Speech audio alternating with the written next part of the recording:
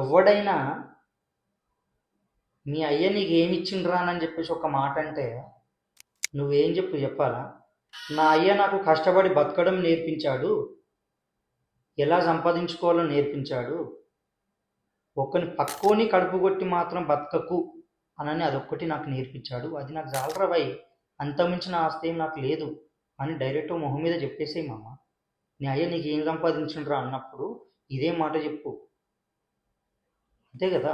పక్కుని కడుపు కొట్టి బతకమని చెప్పలే, నీ అయ్య నీకు కష్టం అంటే ఏంటి, విలువ అంటే ఏంటి అని నేర్పాడు కదా, అదే దారిలో వెళ్ళు. అయ్యవ ఆస్తి మీద ఆధారపడి బతికినోడు చరిత్రలో బాగుపడినట్టు ఎక్కడ లేదు. మోస్ట్ ఆఫ్ ద పీపుల్, చాలామంది మిడిల్ క్లాస్ ఫ్యామిలీస్ వాళ్ళు ఇదే కదా సఫర్ అవుతున్నారు. పూర్ పీపుల్స్ డబ్బు ఉన్నది చూసి అరే మా అయ్య కూడా సంపాదిస్తే బాగుండు అని అనుకుంటారు. కానీ అలా అనుభవించినప్పుడు సడన్గా ఒక సమస్య వచ్చినప్పుడు వాడు ఎదుర్కోడు, నువ్వు ఎదుర్కోగలుగుతావు.